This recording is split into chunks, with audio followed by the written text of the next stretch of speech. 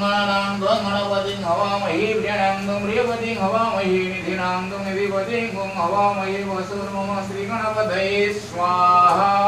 इदं गणपतये ओम गणानां त्वं गणपतिं त्वं हवामहे प्रियणां त्वं प्रियपतिं त्वं हवामहे निधिनां त्वं निधिपतिं हवामहे वसुर्मम श्रीगणपतये स्वाहा इदं गणपतये ओम एकदन्ताय विद्महे वक्रतुण्डाय धीमहि तन्नो दन्ति प्रचोदयात्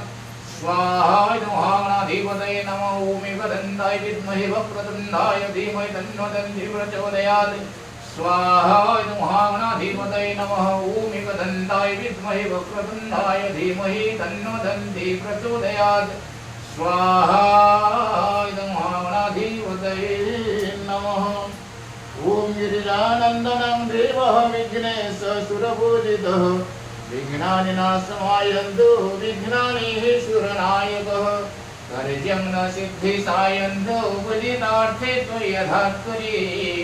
विनायकं नमस्तेस्तु वञ्चितार्थफलप्रद पुष्पाञ्जलिमिमं देवं गृह्णाति सुरनायक